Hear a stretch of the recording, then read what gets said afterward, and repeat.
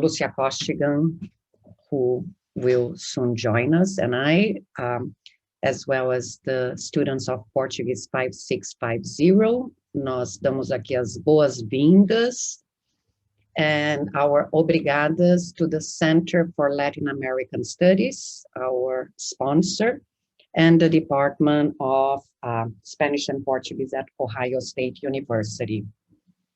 Welcome all to the 15th lecture of our series, Afro-Brazilian Arts and Activism. Some reminders, and I ask Cesar or Jared or any of you to see if Raquel Luciana is already with us or not. Please take a look at her. She's not. Okay. So I see Casey, I see Mika with us. So this is just something for the students. Next week, no, actually this Friday is going to be the last time that Luciana is going to be with us. So there is this assignment, not quite an assignment, of, and I give you an example of what class sent us. So with your handwriting, you can just say thank you and write your name or a little flower. I want to put something together and thank her publicamente na sexta-feira. And something that I will send by announcement. So we have lectures here on the 14th, 14 de abril. It's going to be just us. And I ask you to prepare a 5-minute presentation, very short, just a 5-minute presentation in which you give the title of your research project and the main argument, so as we can all talk about it. Mas today we are here, and this coming Friday, we are going to have with us Marvel Meets Yoruba World with Hugo Canuto. And this is an event that is part of the series that Pamela has been organizing and that I've been working with us. And this is going to be the last time we will have with us in this series, Raquel Luciana de Souza. The good news is that she wants to come study with us at OSU. So next week, we will have our very last presentation, believe it or not. Paulo Dutra, a well-known new writer, poet. He also writes short stories, and his main literary critic, Emanuele Oliveira Monte. But today, we have the honor to present our guests, Kilsan de Oliveira, or Miss Kilsan, as well as her team, Maria Carolina Marchi, da Maria Sol Produções Culturais, and Jared Waters. No? And we met them through a dear friend who is surprisingly present with us today, muito bom vê-lo, an education scholar at San Diego State. Last year, he wrote us with this project, and I couldn't take it, and who would be a good person for this? So I wrote Jared, and Jared accepted it, and that was the beginning of this venture that we are going to be talking about today. Kilsan, Miss Kilsan, she's a Brazilian writer who started her career attending college classes while in high school. Right after that, she started studying pedagogy, education, focusing on school administration and teacher education. Kilsan has a specialization in higher education methodology and intellectual disability, a master's in school psychology and human development, and a PhD in education. Her study has been at University of São Paulo, USP. Kilsan was in charge of ethnic racial relations at Federal University of Espírito Santo until 2019. She has been a teacher for more than 25 years, having dedicated much of her time to special education and teacher education in Diadema, a city in the outskirts of São Paulo, holding different roles in public management functions and implementing projects in accordance to the 2013 law that you have heard about, no? The law that determined the teaching of African and Afro-Brazilian history and culture as mandatory in Brazilian schools. Over the years, QSAN has developed training activities for educators and professionals from all areas, along with public and private institutions on topics related to gender, diversity, ethnic racial issues. From 2009 on, she began a sequence of literary releases with great national and international success. Her books were awarded in several categories. I actually have most of them home. I was very happy to see that. Highlights include the book Omo Oba, Histórias de Princesas, Princess Stories, highly awarded in 2019, when she celebrated 10 years from its first edition. After that, she also released O Mundo no Black Power de Tayó, which is here, the world in Tayó's Black Power. As well, in 2014, O Mar que Banha a Ilha de Goré, the ocean along the island, Goré Island, and O Black Power de Akin, which is our main topic today, no? Miss QSAN is entering 2021 with plans to release a series of 7 new works throughout the year. We want to hear about this. With Akin's Afro, the English version of O Black Power de Akin, being the first kick of the series. Please remind me at the end to talk about this project, for Pamela and I to talk about this project of children's book that we have in our department, and to see how we can involve Maria Carolina and QSAN in it. Let me just go back to this image. So this is going to be one of the main topics today, this project of translating this book. And QSAN has been working with Maria Carolina and Jared. So thank you, muito obrigada pela presença. The beginning, this is going to be a bilingual presentation, right? So we are going to start in English, and then we are going to move into Portuguese, English, Spanish. Let's see how it goes. Maria Carolina, QSAN, obrigada pela presença. Jared sempre aqui, muito obrigada. Como que vocês preferem começar? QSAN vai primeiro? Perfeito. Muito obrigada. Começarei. I have lived a whole life sure that we Black adults need to teach Black children to be aware we descend from African royalty.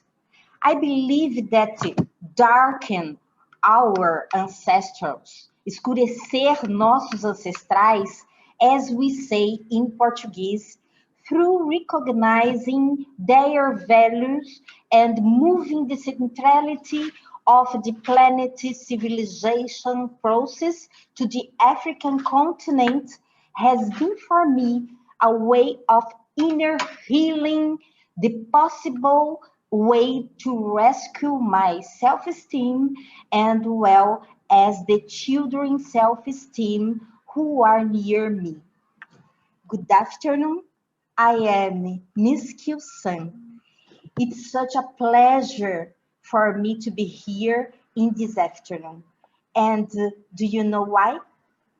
Because is an opportunity for me to connect with you, to think through the literatura negro-brasileira do encantamento infantil e juvenil, Lini Beijo, Black Brazilian Literature of Children's Enchantment. How it's possible to heal from the racial inequity and inequality that impacts directly the emotional, spiritual, and financial research since the childhood. Yes, something is very wrong with us, with the society. A society that doesn't preserve childhood is very sick. And I am very worried about the lack of empathy and respect we have lived. When we talk about the Black childhood, things get worse here in Brazil. Although we have many children and Black child protection laws, a very few of them work in fact. It's important to act so adults are able to look for the children and try to protect it as it should be. So I introduce myself as a Brazilian Black woman, Ialorixá in Candomblé de Queto, in Ile Axé Arauá Odé, activist from MNU, Unified Black Movement, an anti-racist organization since I was 15.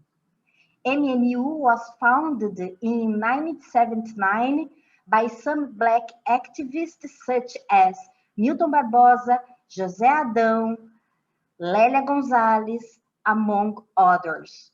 All my life, I have served my community from the suburbs as a teacher, and I have studied very much to serve my community accordingly. I'm a professor specialized in intellectual disability, teacher education, and school management, doctor in education and master's psychology at the University of São Paulo, USP, and thus I became a researcher focused on ethnic racial relations, education in the country, childhood and candomblé and orixás as possible paths for anti-racist education through the eco-ancestral pedagogy, an epistemic field I have tried to build in the country from my thesis named Candomblé de Queto and Education, Strategies for the Empowerment of Black Women, defended in 2008. As a Brazilian activist artist, I've been acting as dancer, choreographer, storyteller, capoeirista, and writer. As a public manager, I worked for 13 years and I was a chief of special education in Diadema, São Paulo, and implemented the law 1063903 that creates the obligatory discipline Africa and Afro-Brazilian culture in the country schools. For more than 20 years, I have been training teachers in anti-racist education in the country. I think that the theoretical field of language is not only fundamental for Fanon, Derrida, Lacan, Freud, Vygotsky, or MNU. It is also fundamental for a great Brazilian intellectual, Black woman, philosopher, anthropologist, and MNU activist, Lélia Gonzalez, and the other, Beatriz Nascimento, who brings the concept of language as a colonization process. Lélia Gonzalez stated that we Black people are in the trash can of the Brazilian society in her book, Racism and Sexism in Brazilian Culture. And talking about language, this intellectual Lélia Gonzalez created the expression "pretuguês" to say that in Brazil, our language has African influence since 1600, since the colonization process. Yes, Brazil is a country colonized by Portugal. Our language has words like xodó, dengo, banzo, bunda, teta, completely African, used for us daily. I think that maybe Portuguese is our first language, but the country doesn't understand it, not yet, due to structural racism. Well, in 2009, I have launched the first of a series of highly awarded children's books and aimed at strengthening Black children's identity. Last year, o Black Power de Aquim was published by Editora de Cultura, illustrated by Rodrigo Andrade, and it quickly became a big success, and São Paulo municipality bought 50,000 books to give to students. An international institution, Amdocs, in 2020 became a partner, and we wondered, why not? And stars were born from my eyes, and I started to wonder, why not? And here we are talking about how a Black Power de Aquim became Aquim's Afro. This is a real story that I wrote in 2014, and I traveled to Minas Gerais, and I met a little boy who loved his Afro hair, but every day at school he suffered racism. Other children used to say his hair was ugly, nappy, and so on.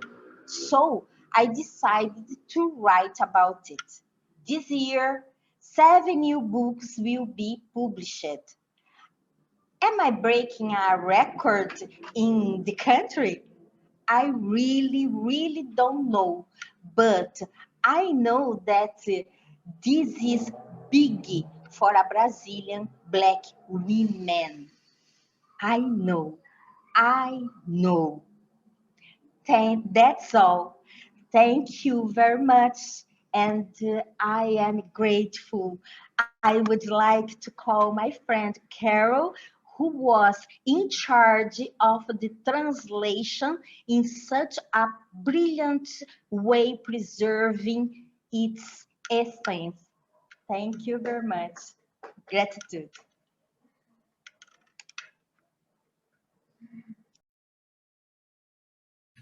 How challenging to talk after her. I promise to do my best. Good morning, good afternoon, everyone. Bom dia, boa tarde a todos. É um motivo de grande felicidade estar aqui para honrar o Aquim, para honrar esses encontros todos que aconteceram, que estão acontecendo aqui com tanta gente querida. It's such an honor to be here because this is not only about Aquim or taking such a brilliant voice as Miss Kyu-san worldwide, but it's also about connecting, and it's mainly about serving and love. When we got started, first of all, to get started, first things first, I'd like to start thanking very special people here. First of all, I'd like to thank Kyusa, for being this great friend, such a partner, for trusting and for walking together. We make the journey, we wander and we make it, and then things happen. So this is such a privilege, and I'm really grateful. Thank you, Q. I'd like to thank a lot Professor Dr. Christian, who became a great friend and someone who believed this project from the very beginning and said, no, wait a minute, let's connect the right people and this is gonna happen. So as soon as I talked to him, he talked to Professor Isis, who I met today, but it's like a friend for a lifetime because she was such a great person and I'm so grateful for meeting her. And then she brought us a gift. She brought Jared, who became such a partner and who was in charge of co-translating the book along with me. We are really together in this journey along with a lot of hearts, not only hands, to make sure we would deliver what we have to deliver. And so I'd like to get started by thanking everyone and all of the great friends we have here. José Adão is here, Q. I had to mention it. And a lot of great people who are also here. Tere's here, and I don't want to be, you know, I don't want to, I want to avoid forgetting to mention everyone, but thank you, everyone. My name is Maria Carolina. I am an English teacher for 20 years and a cultural producer for 10 years. I am Antonio Bento and João Francisco, mother to Black boys, wonderful, by the way. And I was someone who believed things couldn't happen apart. I believed I was not organized.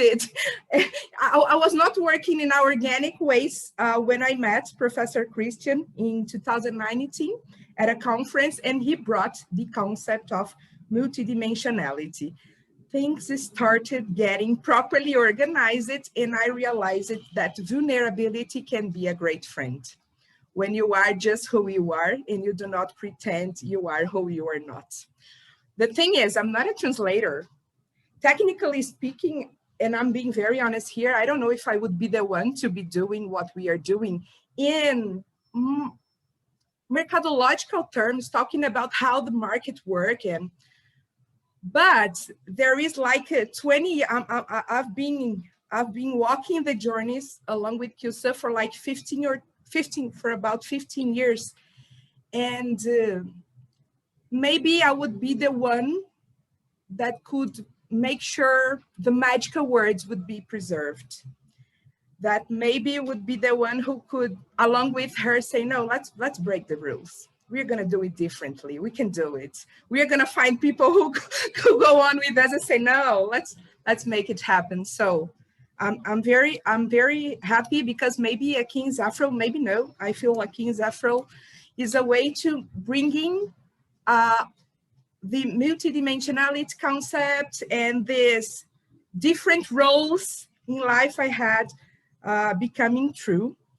And when we got started, Professor Aquino brought me a writer that opened up maybe a door that could make it possible, which is Alma Flores. When he showed me some references and I told him, I'm scared, I'm not a translator, I don't know. When Kyusa invited me, she, no, you're the one. I'm calling you because it's you, and when I say it's you, and I know how Kyusa works. So I said, okay, let's look for people who are gonna help me out here. And then I called Professor Aquino, and then he told me, there is this writer, take a look, Alma Flores, and then a book popped up. I love Saturdays y domingos. I can love Saturdays, pero domingos son domingos. Son los días que me quedo con mi familia, los domingos son los domingos. Saturdays, I can love them. I was like, oh, it's possible. It was, what was all about intuition, like, how are we going to make it happen? A King's Afro, o Black Power de Akin, revela Brasil único. We are talking about capoeira, we are talking about pedir benção, we are talking about bolo de fubá, we are talking about things that preserve and somehow unveils a country that is, wow, we are doing bad. And you know what we are talking about.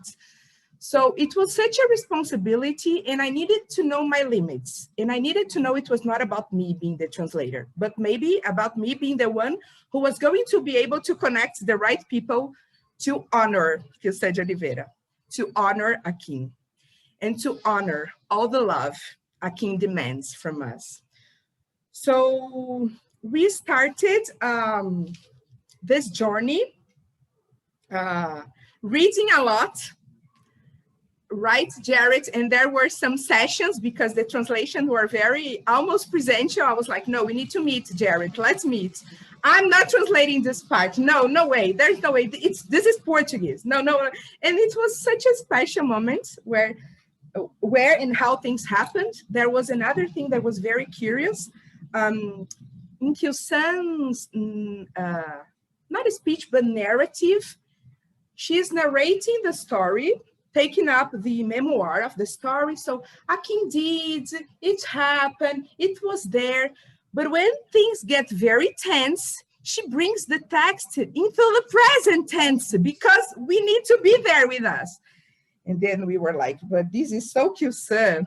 What are we gonna do about that? Are we going to be very norma culta, or are we breaking another law here? And so this is just an example of many of the things that came up, and we were discussing every little step I gave, Jared and I gave together. I came to Gilson and said, Gil, come here. Here I was wondering if does it make sense for you? Because all the time it was about honoring the magical words. It was about making sure we were preserving and giving an English version of the book was honoring. So these are some of the aspects I'd like to bring, and we could be talking like all day long about this wonderful journey, but I'd like to ask Jared to share a little bit of the experience through his eyes, and then we'd like to read some parts of the book so we could discuss it up, as well as listen to everyone here so we can know what you would like to comment or know about the process. And once again, I'm very grateful for being here, and I'm very grateful for the permission of being in this process along with these great partners. Partners in crime, right, Isis? Thank you. Thank you. Jared, please. Yeah, so I do have like my throat is hurting today, so I'm gonna try to talk as little as possible. But yeah, just to give a little bit of background on myself, I am a student of this Portuguese class right now. I'm in my last year in undergrad here at Ohio State. I study Spanish and economics with minors in Portuguese and geography. And over the past year, I've started working on a project related to race in Brazil with Isis. And that has to do with the representation of empregadas domésticas no Brasil. And so that has been a really great project to work on. And it was through that relationship with Isis that she then connected me, or she, like she showed with the emails, sent me Christian's email from Caro. And so I got to join the project because it sounded really fascinating to me. It was very aligned with a lot of my interests. And I thought it'd just be an awesome experience to be a part of. As Caro talked about, it was so much different than I was expecting. Like all of the different questions that we had to parse out a little bit, even just like you would never expect that you could spend so much time discussing like one or two words. But it was really special. And I think the biggest takeaway or the biggest impression that the project has left on me is truly like the impact that this type of literature could have on children, both in Brazil and in other countries where this book will be published. Just because as I started to read it, and even Carol mentioned the case of Bolo de Fubá. I remember I'd never heard of Bolo de Fubá before this project. And then she explained it to me and I was like, oh, that's cornbread. Like that's really common in the South. It's commonly eaten among like Black communities here in the US. It like represents that history, that legacy, that heritage.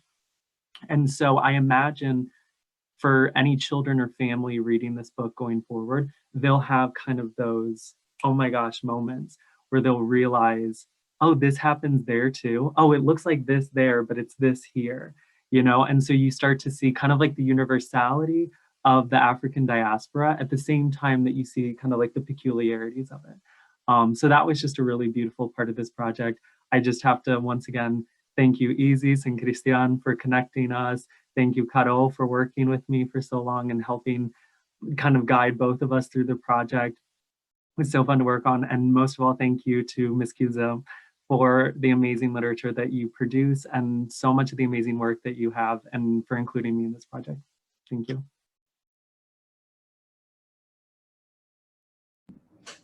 Muito obrigada a todos. So this is being recorded and we have been speaking English so far. E é ótimo que esteja sendo gravado e que esteja em inglês até agora, para que para que a gente fique com esse arquivo que depois vai ser colocado online e as pessoas poderão continuar tendo acesso ao que aconteceu hoje.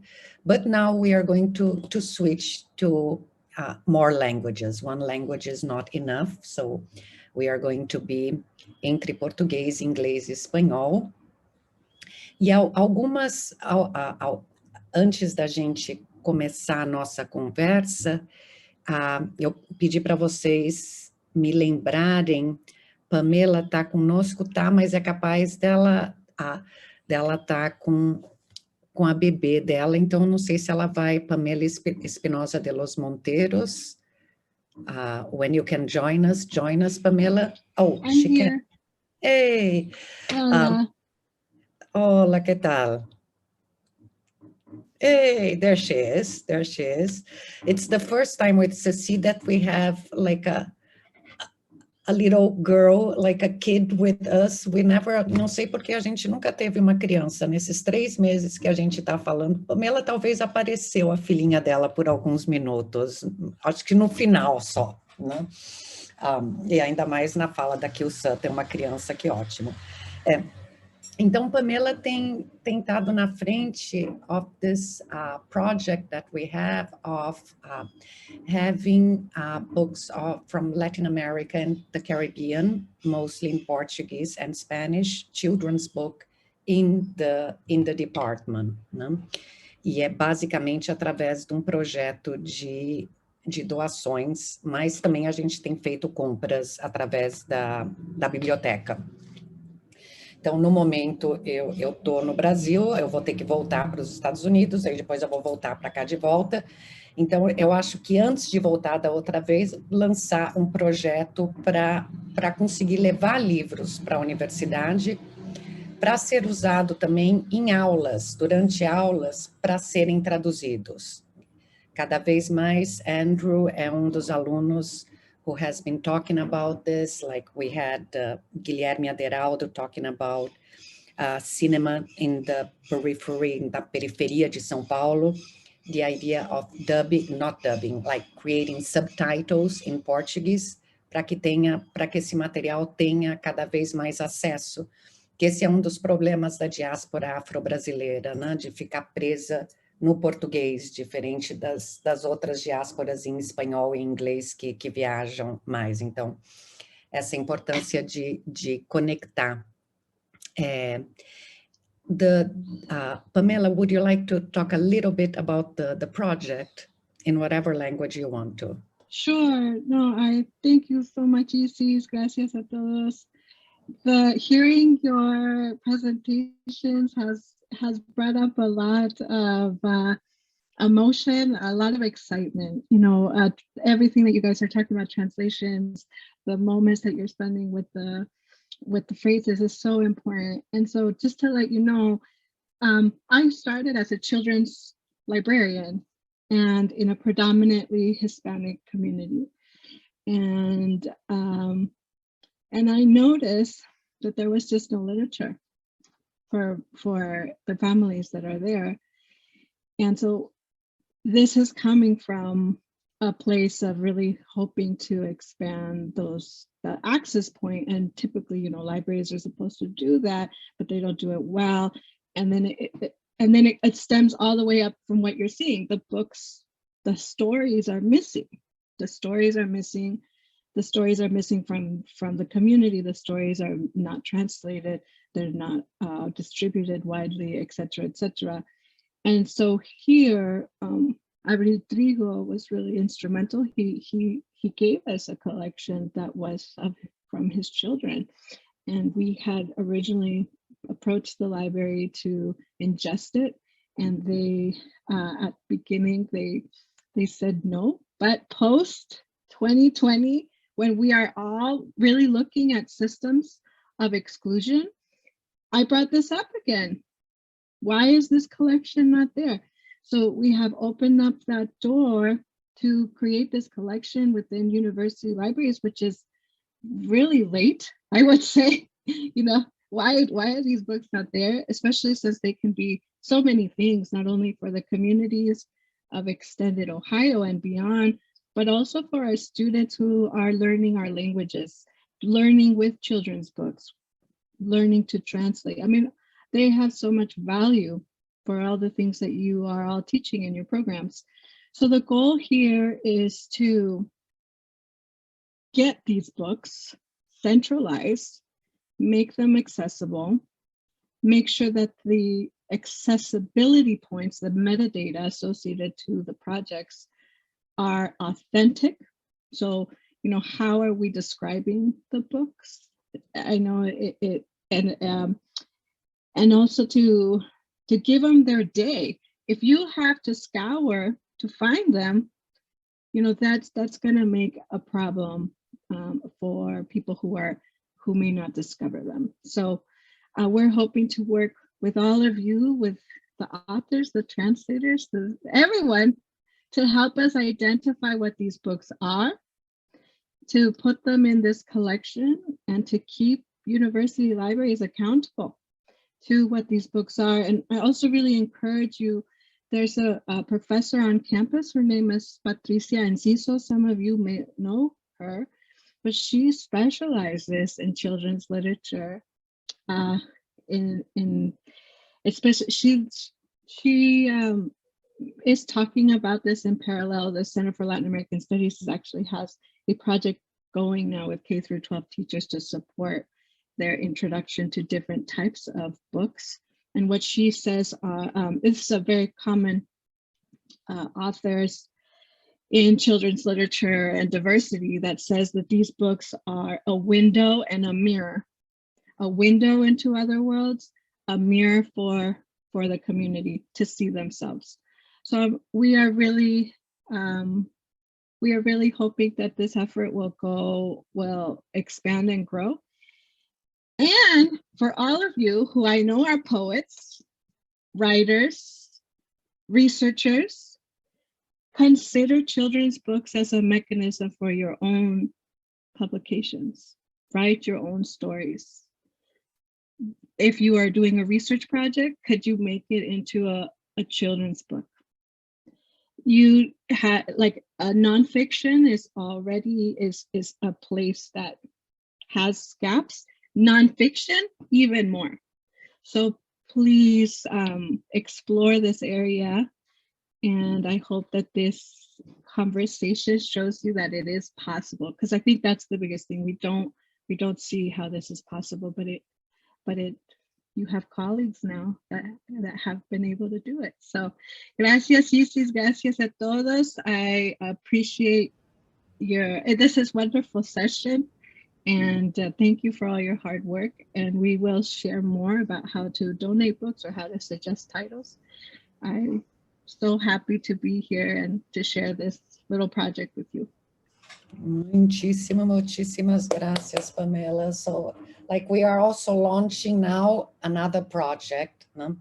E para os brasileiros tem sistema nas universidades dos Estados Unidos que, se tem livro em uma universidade, tem nos Estados Unidos inteiro, porque os livros circulam. Então, e essa, até outro dia, né, como a Pamela estava mencionando, I think it's also the idea, children's book is not literature, whatever, né, de não tá.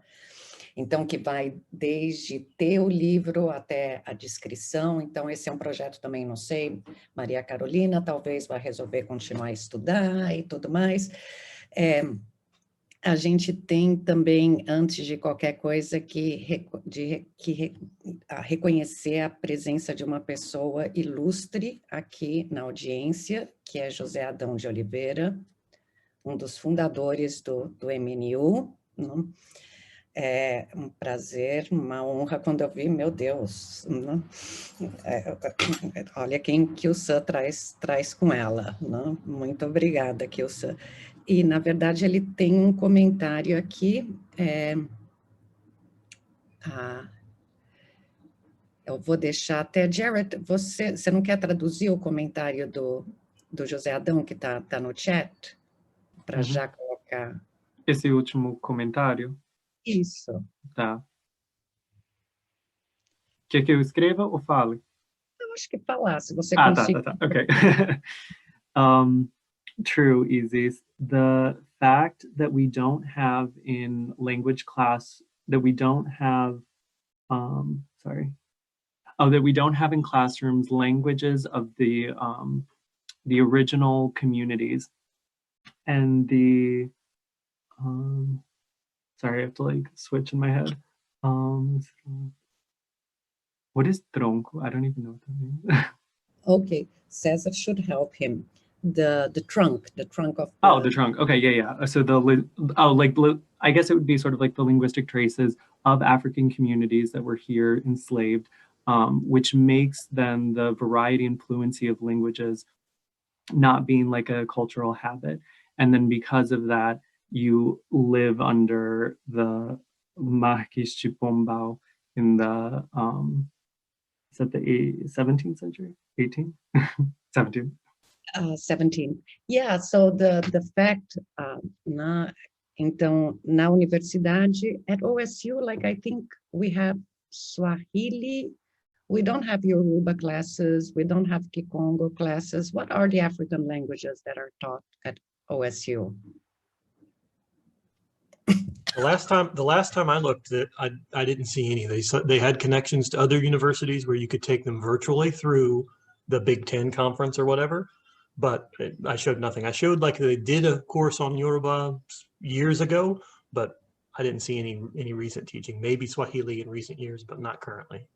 Yeah, e português é parte do the less commonly taught languages, as línguas menos ensinadas. Então, o português é sempre um programa muito pequeno e que tem uma carga tremenda, porque tem que ver tudo, você tem que ficar mudando de chapéu, né? Então, já ter acesso ao material em português, de fazer isso acessível às pessoas que têm pouco português, já é complicado em si só, né? E o fato isso é outra briga que a gente tem pela frente, que eu acho que nos próximos anos finalmente será revisto. Quando eu quis estudar Yorubá, na época, uns 20 anos atrás, era só na Universidade da Flórida, em Gainesville, que era ensinado. E eu estava em Nova York e não tinha um lugar que estava sendo ensinado. Então, tem muito trabalho pela frente, né? Kyu-san and Maria Carolina, they gave us access to the text in Portuguese, the original text, and the translation they are working on. Não? Como nem todos aqui tiveram acesso a esses dois textos, as duas versões em português e inglês, eu acho que seria legal a gente usar algum trecho. Quando o Jared, por exemplo, estava falando do bolo de fubá, né, então o meu marido, ele é do Tennessee, que é do sul dos Estados Unidos. O sul dos Estados Unidos é meio como o norte do Brasil, ao contrário, não? A cultura negra mais forte está no sul dos Estados Unidos. Ele não é negro. Mas eu lembro a primeira vez que eu fiz um bolo de fubá em casa e a felicidade dele, que seria o cornbread, não? Mas não era o cornbread, porque o nosso bolo de fubá é doce, e eu coloco erva doce, que para ele estava tudo errado o que eu estava fazendo, mas o cheiro era de fubá, né? A partir daquele momento, e as várias, né? O quiabo, né? E daí a gente vai descobrir como as coisas com feijão fradinho que a gente faz, então, Enquanto no Brasil a gente faz acarajé, nos Estados Unidos, no Sul, para o Ano Novo, eles gostam de comer o feijão fradinho com porco, que é para dar sorte. E na Nigéria eles fazem moim-moim, que é a mesma coisa que o acarajé, mas em vez de ser frito é assado. Né? Então essas transformações da diáspora africana que se fazem muito presentes na comida, na culinária, claro, mas em muitos outros aspectos. E uma coisa que eu comentei com Maria Carolina e com Jared, quando eu trabalho mais com tradução de poesia, né?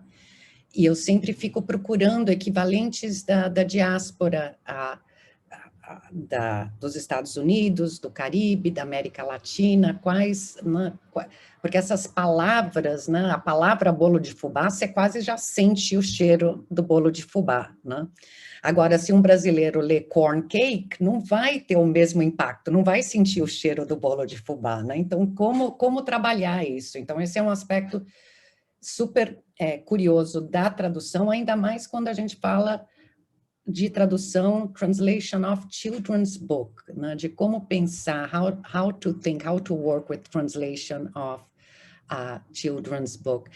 And perhaps yet before we open to the talk, if we could have hear the voice of José Adão and then Christian Aquino, just for them to be totally present, if you can give us the honor of hearing your voices, se a gente puder escutar sua voz por 1 minuto.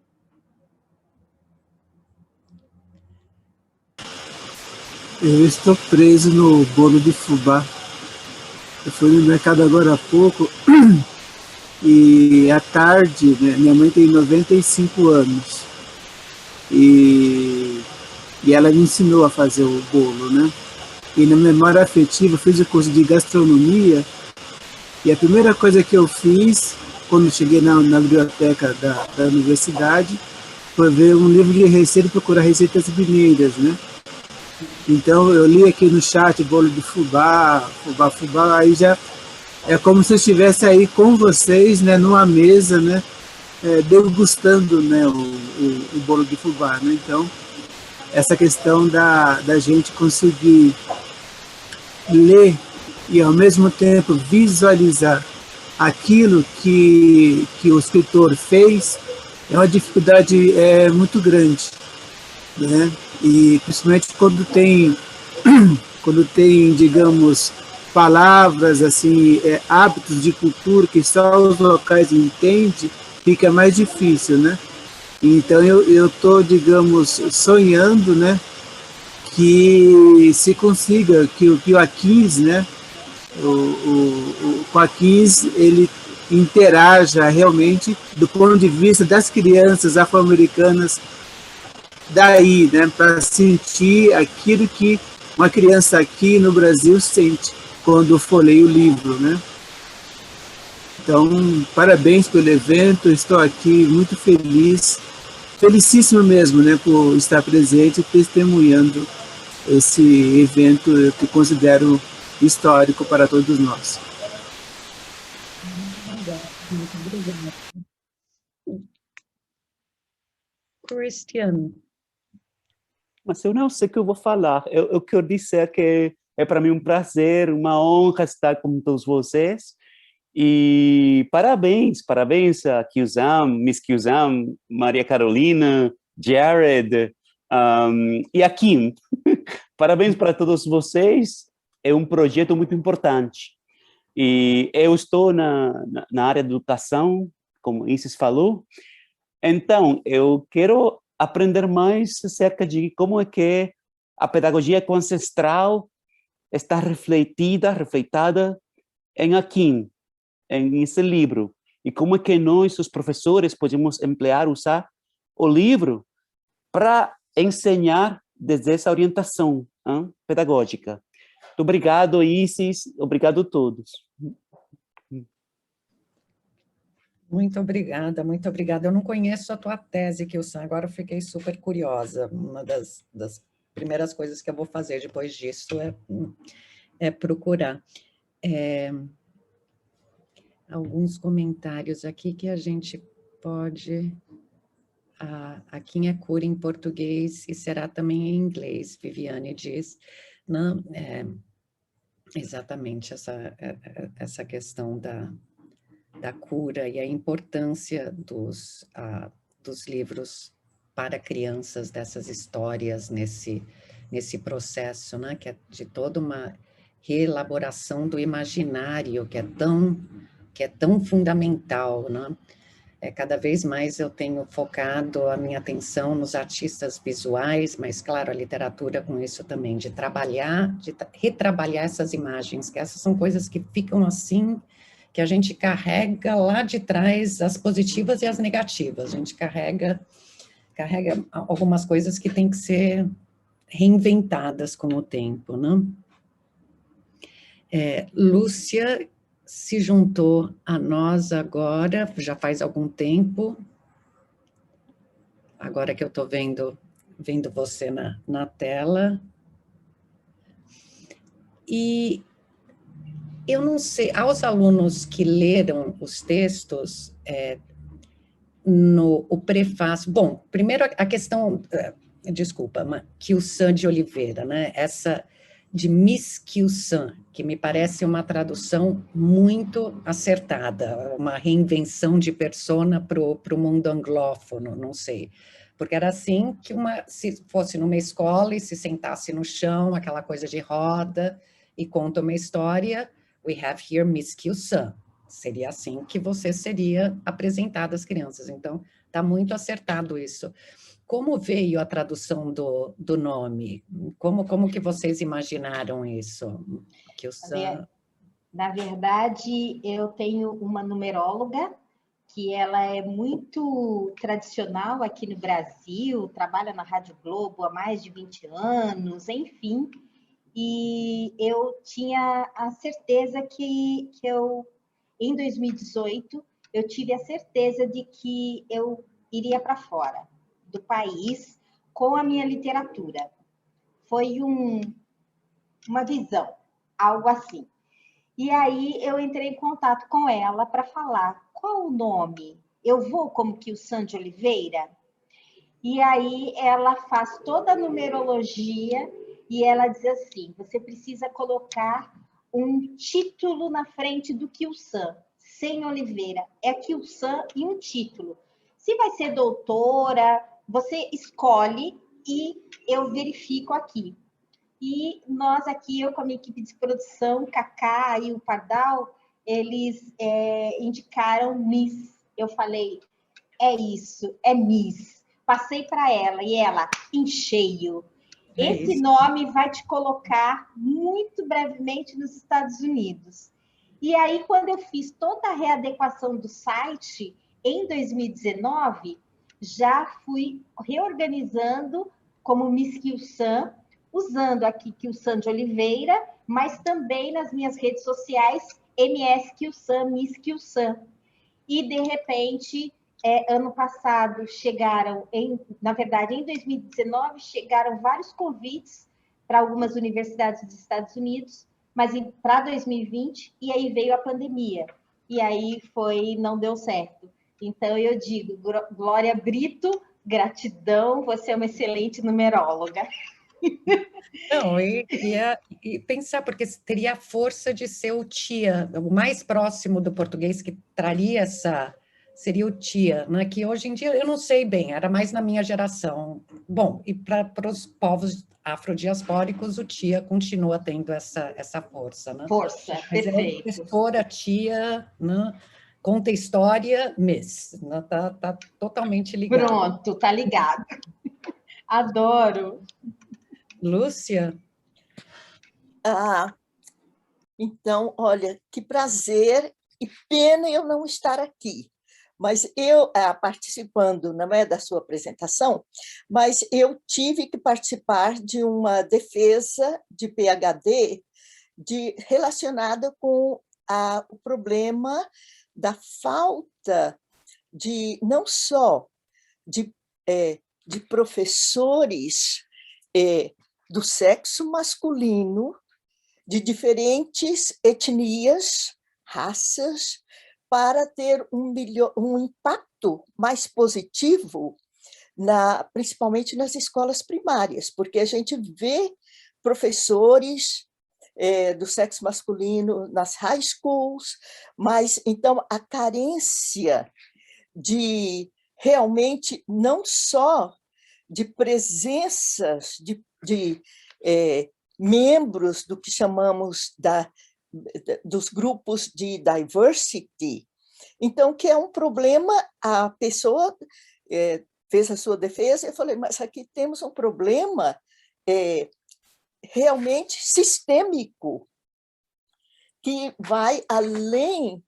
Como resolver isto? Porque não é, vamos supor, culpa das professoras se essas crianças, porque um aspecto que foi chamado atenção no estudo é que o impacto nessas crianças, não é, principalmente pré-kindergarten e também em kindergarten, seria realmente o relacionamento, às vezes, dos pais com a professora, essa interaction, essa interação.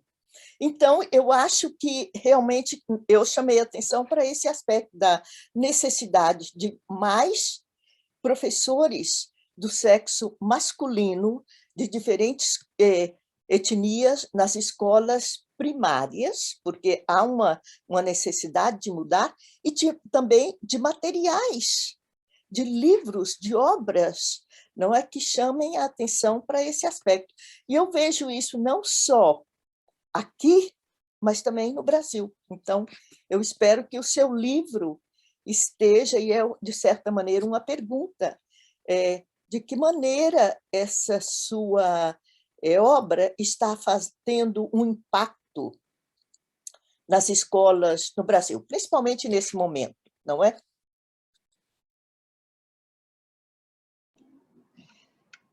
Lúcia, gratidão pela pergunta.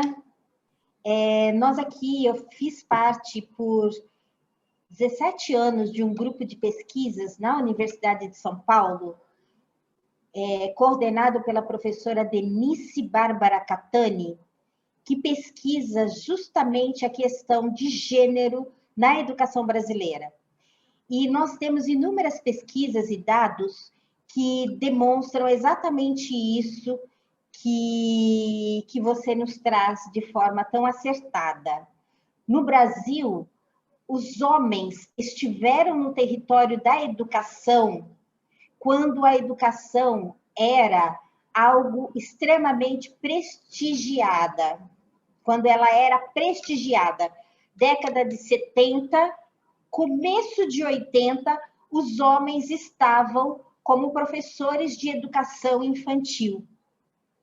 Depois disso, quando começou a haver a precarização do trabalho educacional, quando profissionais da educação começaram a receber menos pelo seu trabalho, quando a profissão se desvalorizou, os homens que dominavam a educação infantil no Brasil migraram para o ensino médio e para o ensino superior. Portanto, eu, enquanto focada no feminismo brasileiro também, há uma luta em relação às palavras, né? Aqui nós temos gênero, as palavras têm gênero, e é uma grande questão. E quando vai se referir ao profissional da educação, se fala professor, se generaliza para o masculino, sendo que nós estamos muitas vezes falando da educação infantil, né? Da educação básica, do ensino fundamental, Fundamental 1 e 2, de uma maioria feminina, e continuamos a dizer e a sermos indicadas como professor no masculino, nos textos, nos artigos, no cotidiano, né? Então, essa é uma grande questão. É um território que tem um número muito pequeno de homens atuando, mas o inconsciente coletivo da população brasileira ainda reforça que é um território masculino, quando bem sabemos que é um território feminino.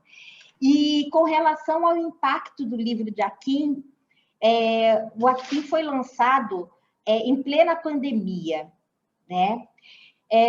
Com 4 meses de lançamento, esse livro já estava na 5ª reimpressão. E imagina que cada impressão tem 3.000 livros. E ele já tinha ido para a 5ª reimpressão. E a Prefeitura de São Paulo abriu um edital, a editora concorreu, e, enfim, o Akin foi escolhido, e a Prefeitura de São Paulo, a Secretaria de Educação, Secretaria Municipal de Educação, comprou 50.000 livros, 50.000 unidades de Akin, para presentear crianças da rede municipal de ensino, de uma faixa etária que eles escolheram e determinaram.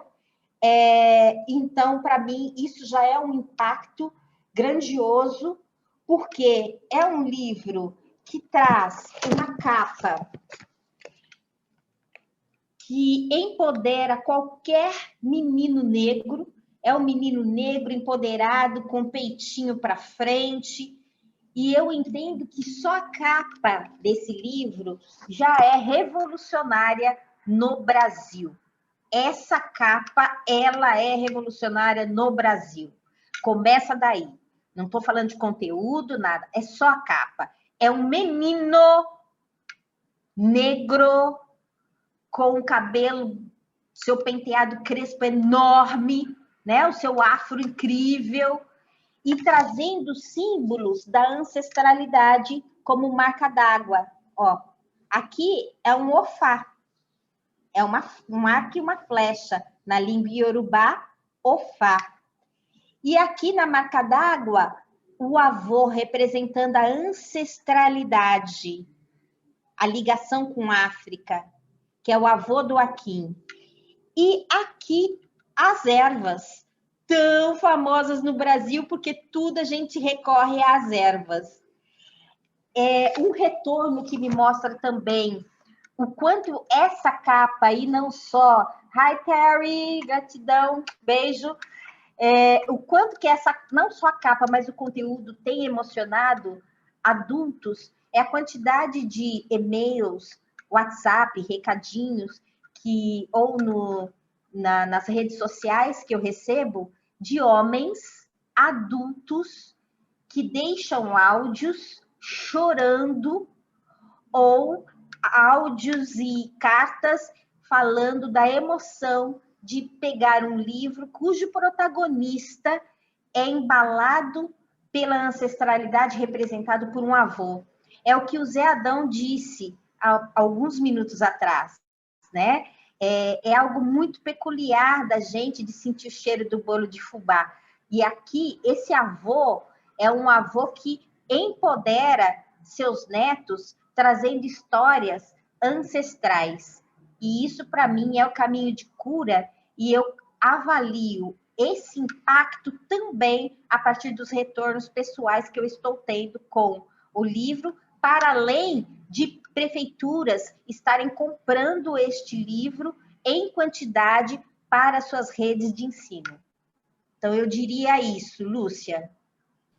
E o prefácio do Emicida, eu não sei a partir de que edição que apareceu, reflete bem isso. Desde o início, Isis. O Emicida é um amigo muito querido, e desde que eu tirei esse livro da gaveta, essa história da gaveta, que estava lá fazia uns 8, 9 anos, eu sabia que Emicida prefaciaria, eu tinha isso em mente.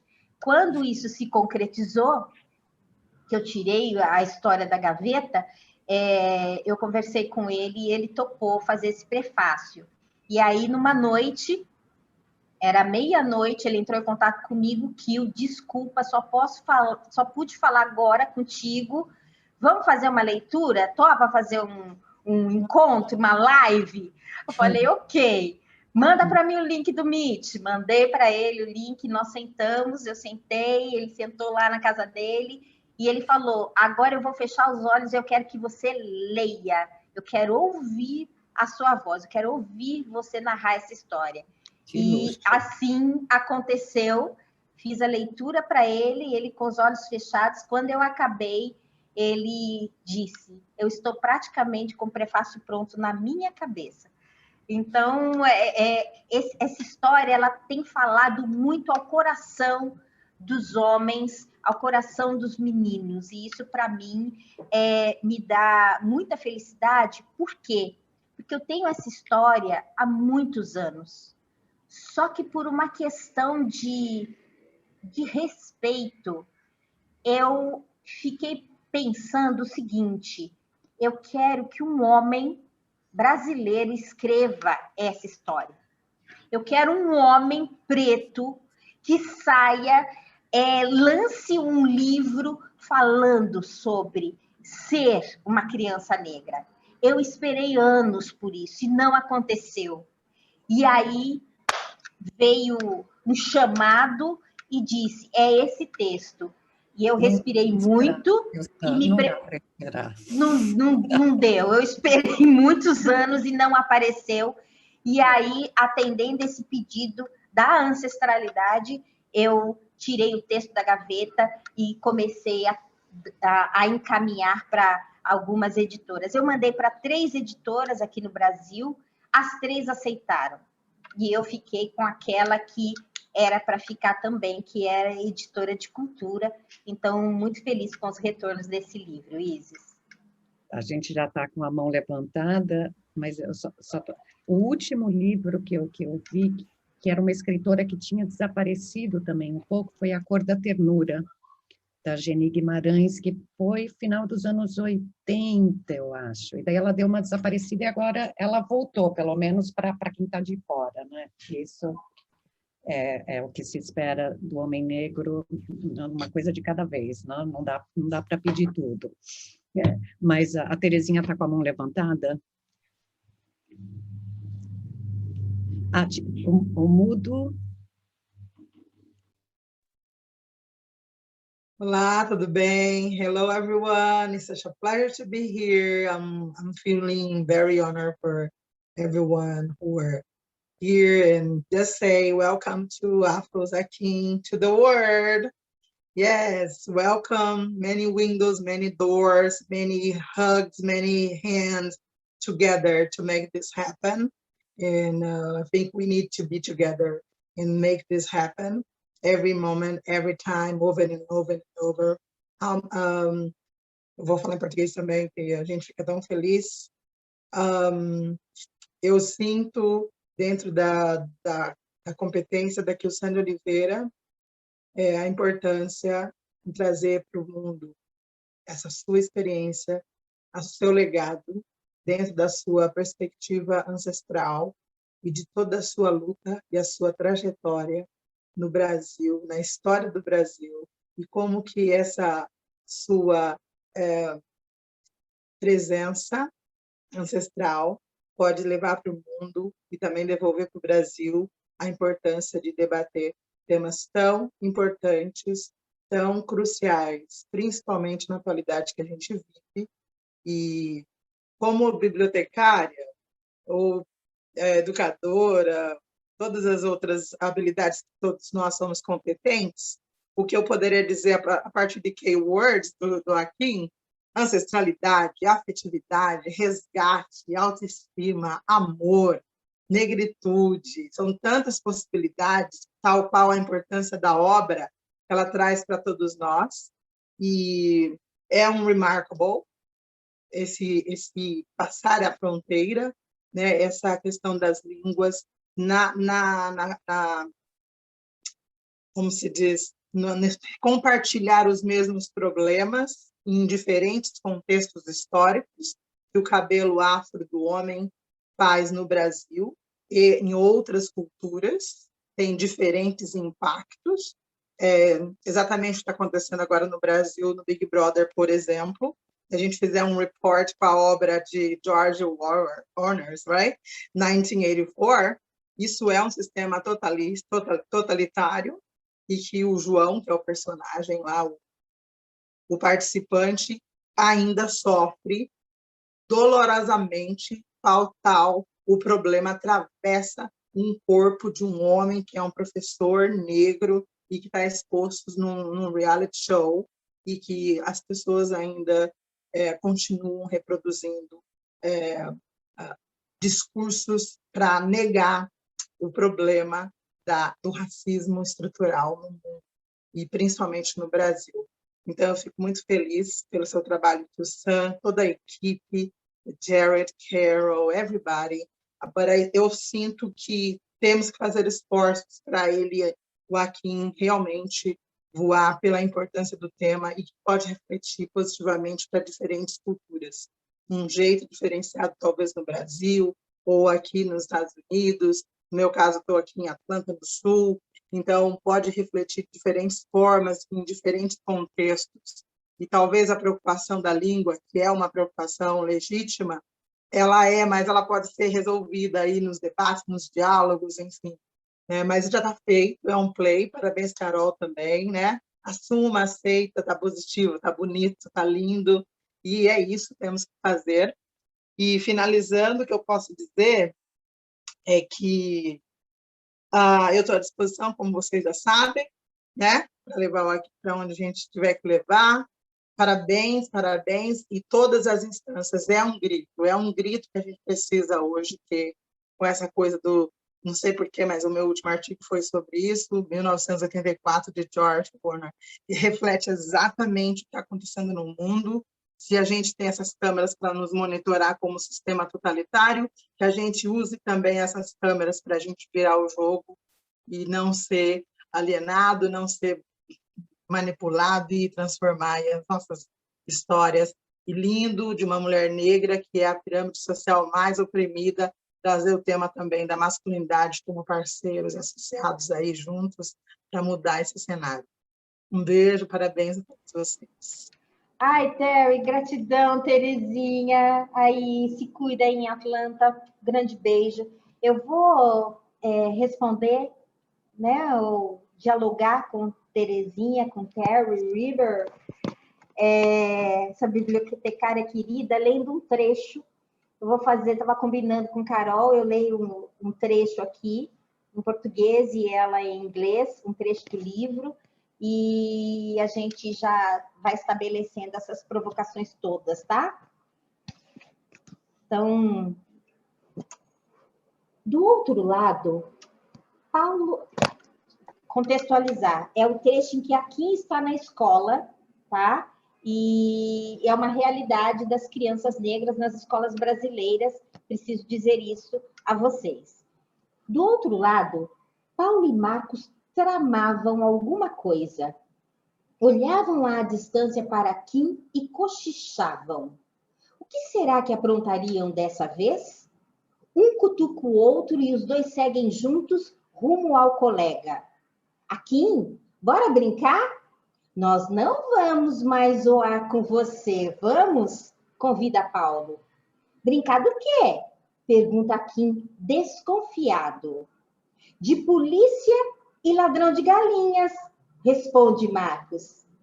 Kim, que por um instante se esqueceu da mágoa que sentia, pulou e disse: Eu quero ser a polícia. Marcos comentou: Polícia?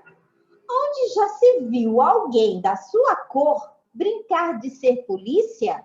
Não, nós vamos ser a polícia e você será o ladrão que vai roubar as galinhas do seu dito Pereira. Os amigos gargalham de se jogar no chão. Foi o mar que se viu nos olhos de Kim. O mar. Seu corpinho franzino se imobilizou e o ar parou. Ele descobriu todo o preconceito que expressavam os seus colegas de classe. Carol. Antes de ler, eu falo que essa última parte dessa cena, eu sempre me refiro ao texto enquanto cenas, né, Jared?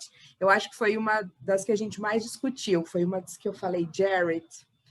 Quando aqui o Sam fala que o oceano se fez nos olhos de Akin, a gente vai ter que cuidar muito do como a gente vai transpor isso.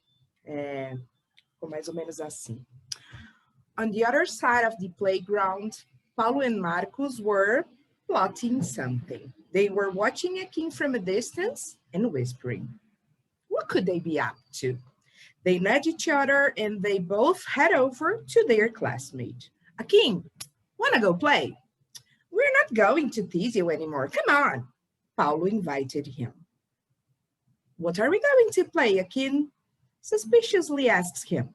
Cops and robbers, answers Marcos. Akin, for a moment, forgets the pain he was feeling, jumps up and says, I want to be the cop. Marcos responds, cop? Where have you ever seen anyone who looks like you playing the cop? No, we are going to be the cops and you will be the robber, the one who's going to steal Seu Dito Pereira's hands. His friends fall to the ground laughing. You could see an ocean welling up in Akin's eyes, a whole ocean, while his frail body froze and the air stood still. He had uncovered all of the prejudice within his classmates. Essa questão da polícia, que brincar de polícia e ladrão é uma brincadeira tradicional já na minha infância e continua sendo no Brasil.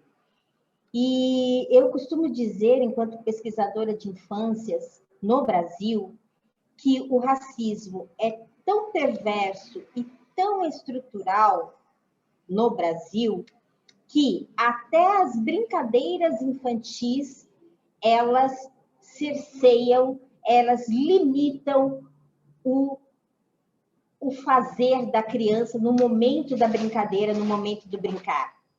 Porque você é capaz de ver crianças aqui de 4, 5 anos dizendo ela não vai brincar com a gente porque ela é preta. E a gente é capaz de ver também, entre as brincadeiras, os grupos das crianças brincando, as crianças determinarem que tal criança não vai ser a mamãe porque ela é negra e as outras crianças não são.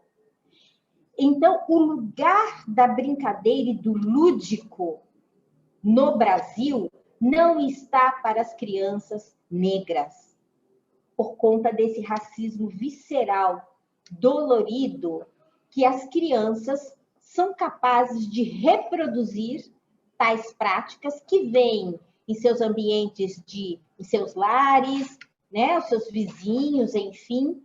Essas crianças são capazes de reproduzir essas falas no ambiente escolar.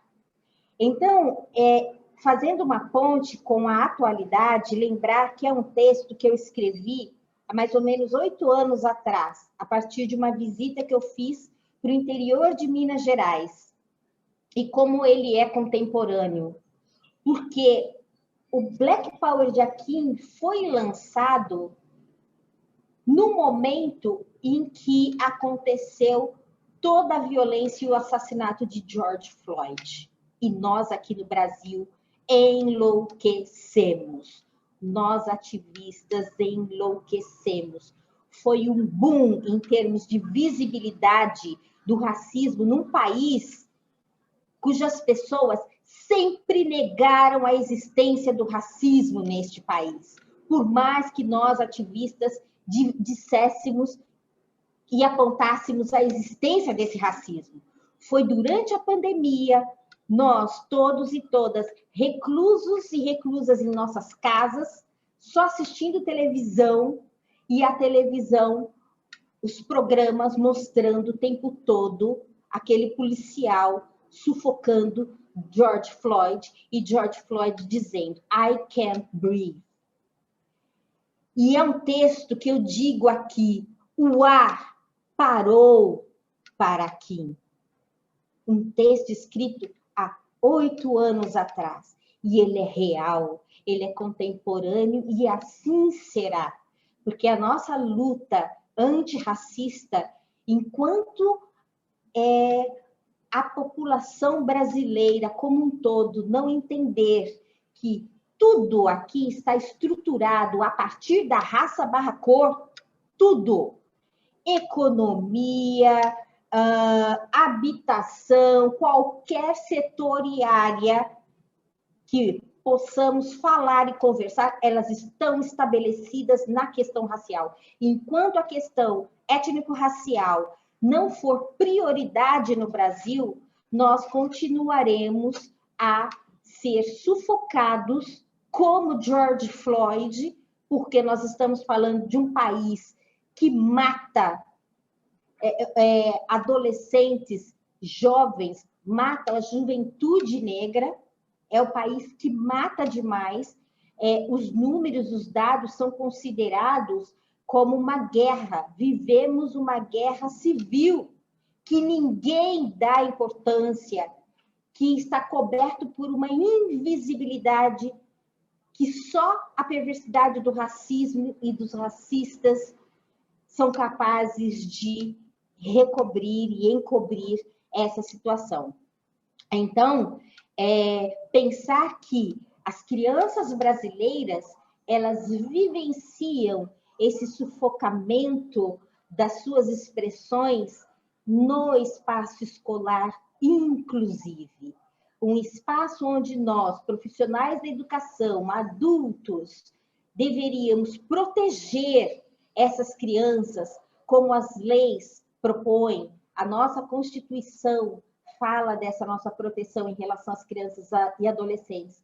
Nós temos uma lei, nós temos um estatuto da criança e adolescente, um estatuto específico para a proteção e garantia da vulnerabilidade das crianças e dos adolescentes. E ainda assim, nós estamos num país que mais mata crianças e adolescentes, negros e negras.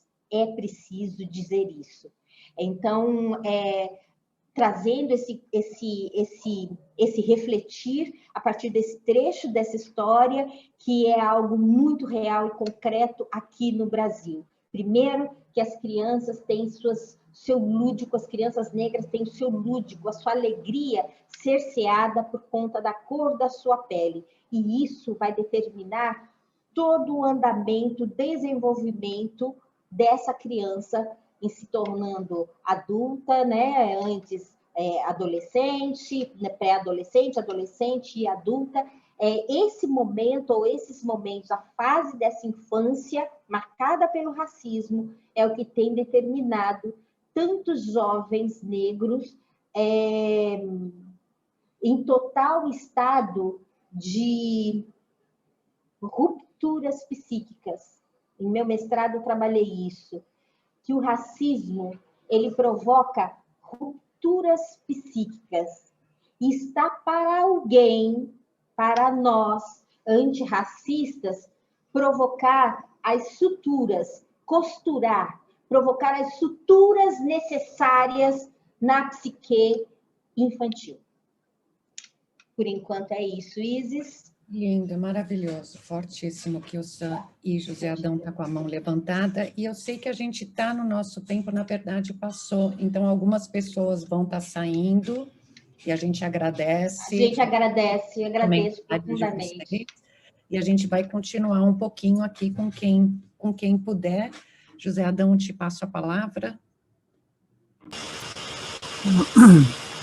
Só no relato que o Sam acabou de falar, estava lembrando que em 2013 houve aqui na Zona Oeste, no céu Uirapuru, um evento chamado Desenho das Crianças de Todo o Mundo, que foi um evento que a Unesco fez, né?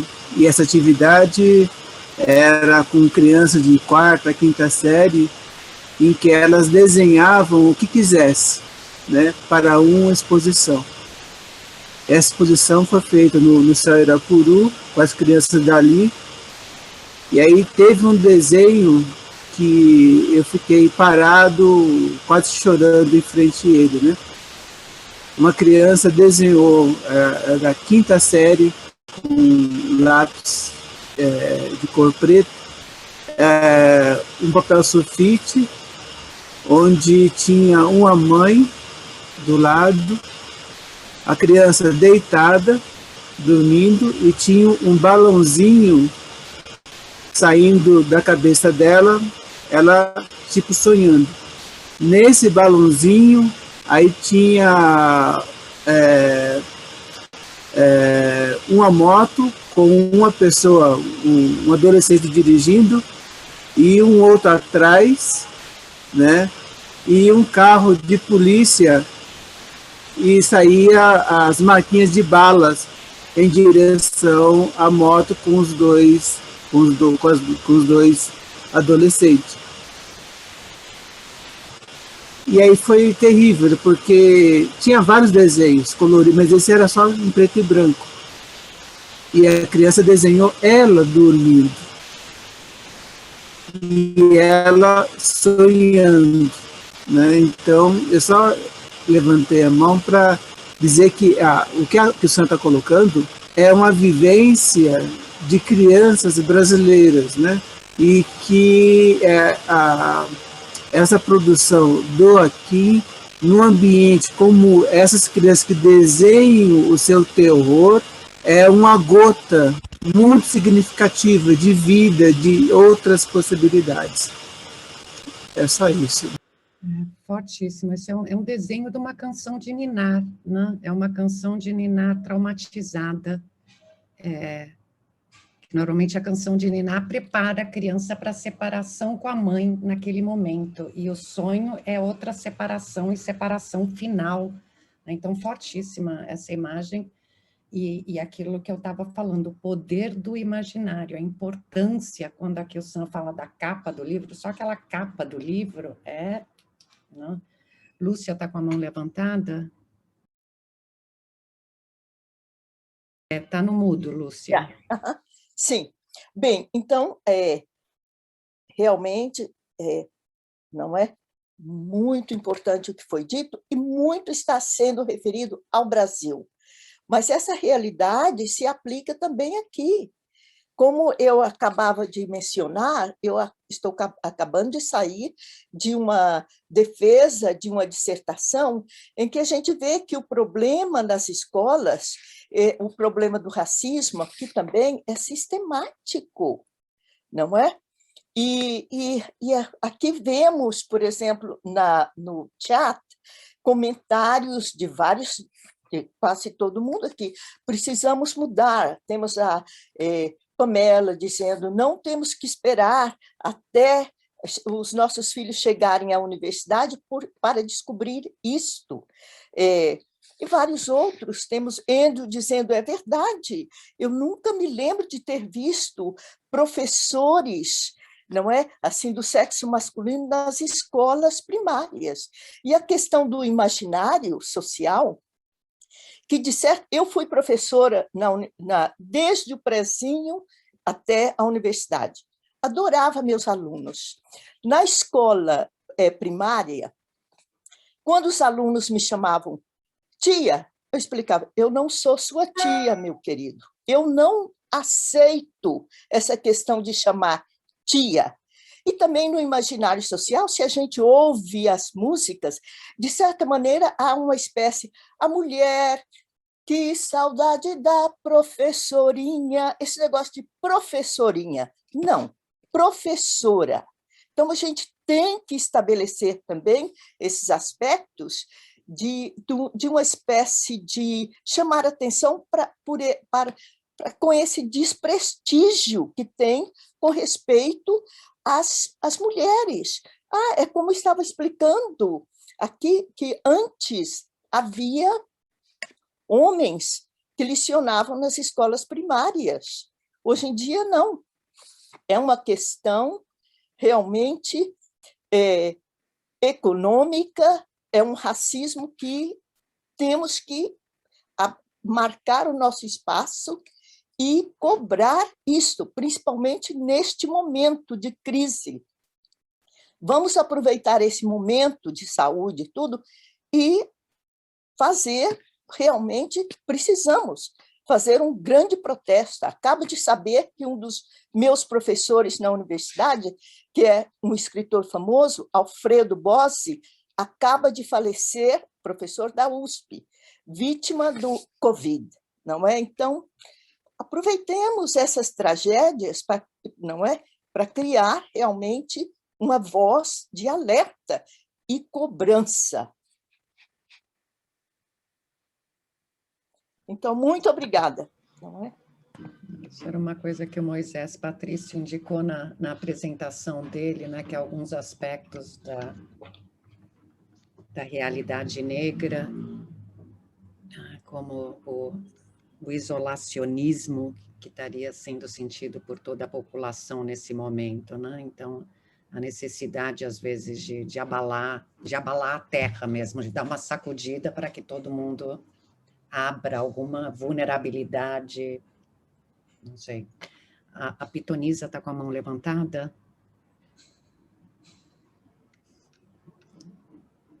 Está em mudo também. Entrou. Oiê, bom dia para todo mundo. Good morning, good afternoon. Não sei em que parte do mundo e que horários também, eu só estou passando aqui para agradecer esta charla maravilhosa da Kyo-san, estou um pouco emocionada. Como esta senhora falava recém, não sei a pessoa que estava falando antes de mim, eu sou da Argentina, onde a afrodescendência foi oculta desde muitos anos. O nosso primeiro presidente foi um presidente preto, mas para quem fez um ensino médio lá, você aprende que a estrutura social está feita para apagar a nossa própria história.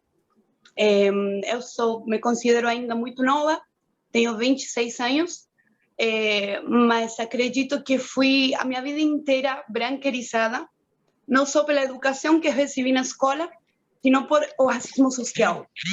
De onde eu sou uma das pretas mais retintas, tem comunidades de afrodescendentes, só que estamos muito ocultos, muito apagados, literalmente.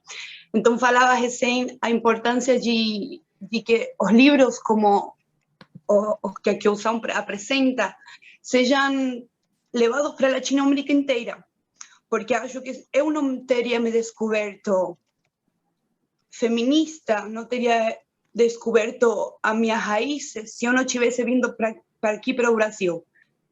E a minha diáspora, ela vem de muitos problemas sociais, né? Como tem qualquer periferia. Só que eu sei que eu sou uma das poucas que conseguiu se sentir representada porque pesquisei.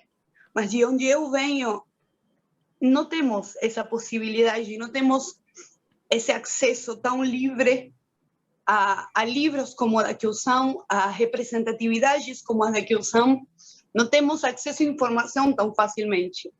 Então, ter em uma escola um livro como o do Aikin teria talvez mudado a minha vida, realmente, porque não temos representatividade. Aqui em um país como o Brasil, que tem muita população preta, se debate e se discute muito sobre a quantidade de pretitude que se vê na televisão aberta, nos meios de comunicação. Na Argentina temos características pretas muito importantes, mas não temos uma representatividade preta. Então, ter que me ver forçada a deixar a minha própria terra para poder hallar segurança, representatividade, cultura, que me roubaram informação, eu acho extremamente fatal de parte do governo para com as pessoas e para com as pessoas que estão crescendo, achando e procurando ver quem que vão ser neste mundo. Então, livros como os do Aikin mudariam realmente o ensino médio, a educação argentina. E não só argentina, sino de Latinoamérica inteira. Então, estou passando para comentar aqui que, com minha nova idade, Kyo-san para mim é uma grande referência. Estou aqui por isso. Só para agradecer e para falar que eu vou fazer o que eu possa para comprar para meus sobrinhos, para sobrinhos postiços, né, de coração que eu falo, porque eu vejo as minhas amigas tentando educar a eles em um mundo branco, racial y heteropatriarcal y hallo totalmente difícil. Então fico tentando mandar livros de aqui para lá, compartilhando informações de aqui para lá, mas quando você tem um país inteiro que está em contra do que você está querendo, da bandeira que você está querendo levantar, às vezes é cansativo e é angustiante e é sufocante. É como aquilo que o Sam trazia agora. Nós nos sentimos sufocados desde a hora que pegamos o nosso primeiro fôlego.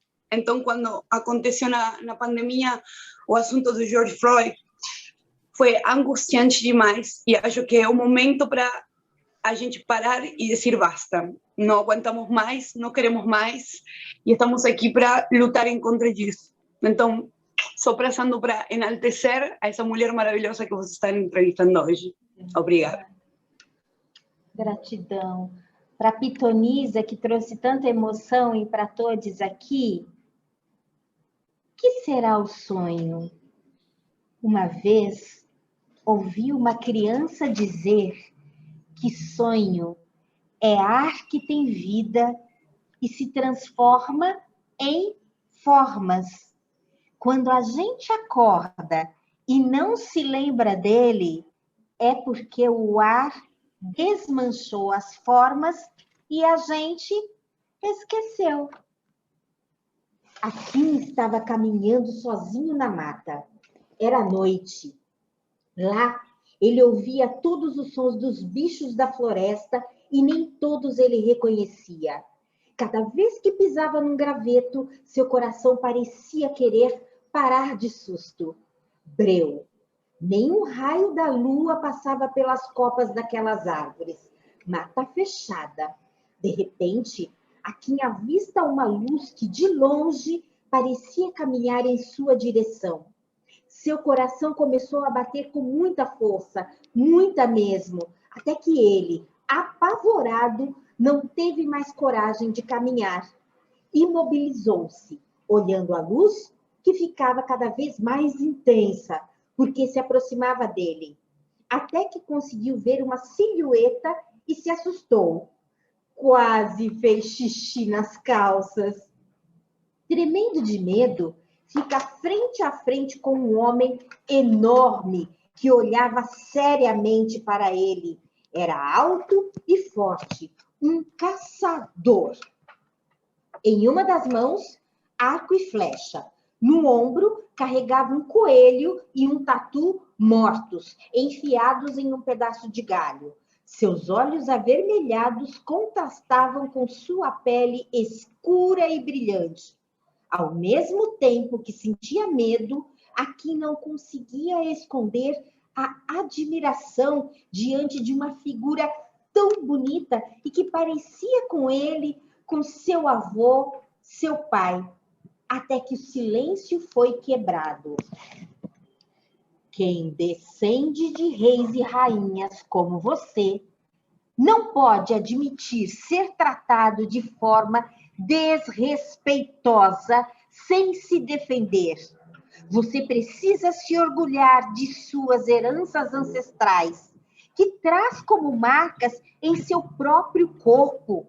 Aprenda a se defender. Acorda, menino! Carol? What is a dream? Once, I heard a child say that a dream is the air that has life and takes different shapes. When we wake up and don't remember it, it is because the air unraveled the shapes and we forgot. Akin was walking alone in the woods. It was nighttime. There, he listened to the sound of the animals from the forest, and he could not recognize all of them. Every time he stepped on a stick, his heart seemed to stop. He was so afraid. It was pitch black. Not even a sliver of moonlight could shine through the treetops. So dense was the thicket. Suddenly, Akin catches sight of a light that from far away seems to come towards him. His heart started beating fast, really fast, until he was so terrified that he didn't have the courage to walk any further. He froze, staring at the light that was becoming more and more intense as it got closer to him. Finally, he was able to see a silhouette, which frightened him. He almost wet himself. Trembling in fear, he was face to face with a huge man who was staring at him with a serious look. He was tall and strong, a hunter. In one of his hands, he held a bow and arrow. On his shoulders, he carried a dead rabbit and an armadillo tied to a tree branch. His red eyes contrasted with his shiny and black skin. At the same time that he felt fear, Akin could not hide his admiration in front of such a beautiful figure, and one that looked like him, his grandpa and his father. At last, the silence was shattered. Those who are descendants of kings and queens like yourself cannot be allowed to be treated in such a disrespectful way without defending yourself. You need to be proud of your ancestral heritage that has left its mark on your body. You have to learn how to defend yourself. Wake up, my child. Akin is healing. Acho que terminar com essa imagem é tão lindo esse trecho do sonho, de se repensar o ar dessa maneira. Pitonisa, obrigada, né? Para a gente pensar as questões do racismo no Brasil, está muito conectado tanto com o racismo estrutural da Argentina quanto dos Estados Unidos. São países que se definem, né? O José Adão, a gente vai terminar com a intervenção dele, ele menciona esse museu, que é uma sucursal da Casa Branca, na periferia de Buenos Aires. Andrew que está trabalhando com isso. Então, você chega lá na periferia de Buenos Aires e tem uma mini Casa Branca. Entende isso? José Adão, por favor.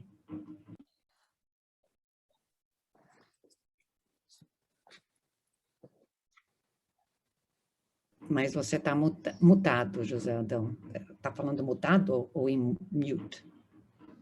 Está sem som.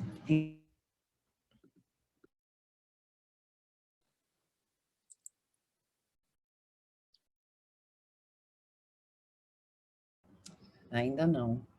Abriu o microfone, mas daí fechou de novo.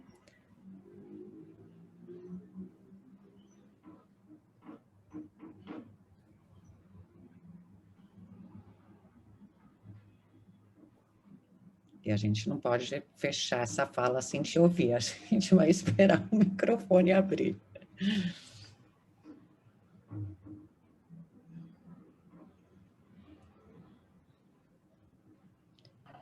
Acho que José Adão não nos ouve, Isis. Tenho essa sensação.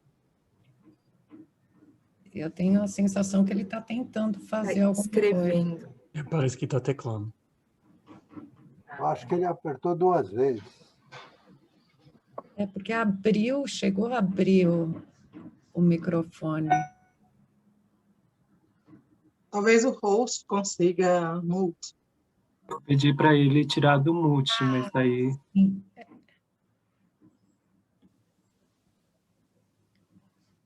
Muito obrigada, José Adão. É que estava com a mão levantada, eu não sabia se tinha uma pergunta. Evento maravilhoso, muitíssimo obrigada. Aqui o Sam, Maria Carolina, amiga de infância que eu encontro agora, o Jared, que está aí dando toda essa força, e Terezinha, que apareceu, uma outra bibliotecária que a gente tem que colocar em contato com a Pamela.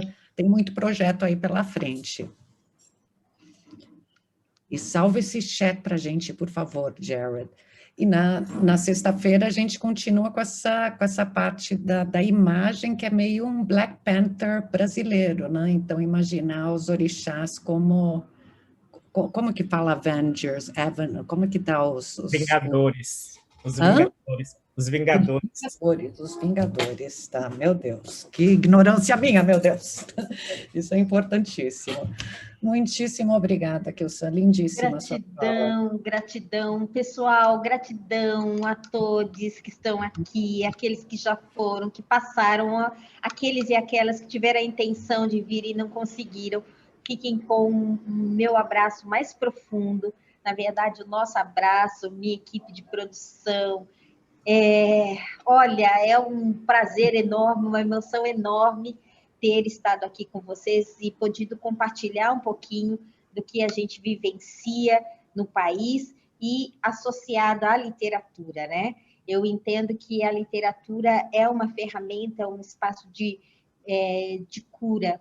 Eu não poderia deixar de falar aqui, né? O Adão não está, acho que saiu, caiu, mas nós temos aqui o Kuti, que é um grande escritor brasileiro, um grande teórico da literatura também, e ele é a pessoa que criou esse conceito de literatura negro-brasileira e não afro-brasileira, e vai pontuando por quê? Ativistas, ele determina, né, ali na visão dele, que ativistas negros que reconhecem o racismo no Brasil têm escrito e têm construído uma literatura negro-brasileira, porque se assumir como negro no Brasil é muito mais difícil do que falar que eu sou afro-brasileiro, descendo de africanos. Quando você define e afirma eu sou negra, eu sou negro, você está arcando com todo o ônus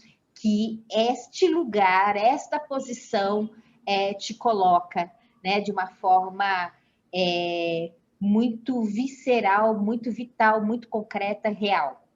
Então, não poderia deixar de trazer Kuti aqui nesse momento e agradecer a todos que estão por aqui, meu grupo de estudantes, parceiras, colegas de trabalho da Universidade Cândido Mendes, que vieram para cá também, da Aline Beijo, a literatura negro-brasileira do encantamento infantil e juvenil, gratidão. Pitonisa, essa cantora incrível, que faz uma denúncia em seu hip-hop incrível, feminista, então que vocês conheçam. E um prazer, Tiago, aqui, um prazer você aqui, professor também, doutorando na Universidade Federal do ABC, então um prazer todos aqui, um grande beijo, não dá para dar nomes a ninguém, e prazer, Jarrett, ter estado com você aqui, Christian, gratidão imensa, você ter feito todas essas costuras, trazendo Jarrett, trazendo Isis e fazendo essas amarras todas, Terry Reber, Terezinha, essa bibliotecária aqui do Brasil que está morando há alguns anos em Atlanta, gratidão, amada. Então, a lista é grande para agradecer, agradeço a todos e a todos, e vamos lá, que aqui é cura e gratidão, Isis, por ter permitido esse espaço para discutir, trazer esse ponto de vista, minha perspectiva em relação à literatura infantil e juvenil no Brasil, a partir de trechos de uma história que me é tão cara e que diz tanto para nós brasileiros e brasileiras. Gratidão a todos.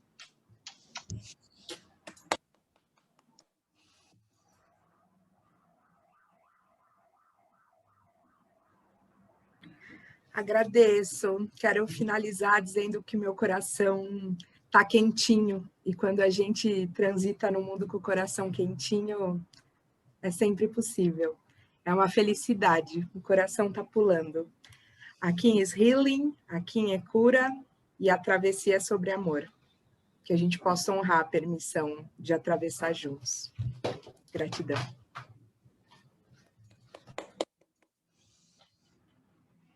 Muito obrigada a todos. Quem está no Brasil é 2 horas. 2 horas. Isis, só uma permissão, que eu acho que essa frase eu não posso deixar, é uma frase que eu e Carol amamos, final desse texto, e eu acho que deve ficar como mensagem, né? Nós vibramos muito. Eu sou uma teta healer, Teta Healer fala sobre amor. Carol é uma adepta de Teta Healer. E nós, assim, vamos nessas terapias todas fundamentadas no amor.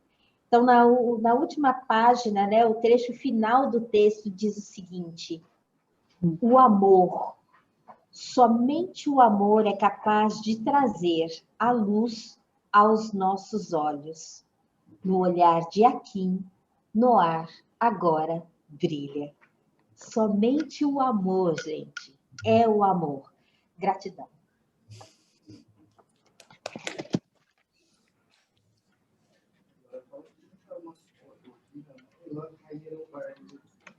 Obrigada por esse presente lindo. Como está terminando bonito esse seriado, né? Tá costurando onde a gente começou, que foi com uma fala parecida que o Sam nos traz agora, e ligada ao documentário do Emicida, que foi assim que a gente abriu esse semestre. Continuaremos em contato.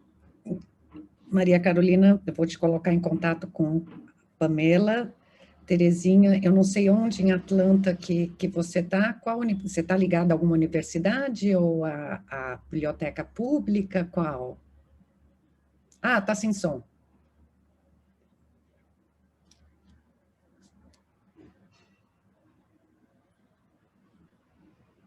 Olha aí, às vezes era isso que estava acontecendo com Adão, então.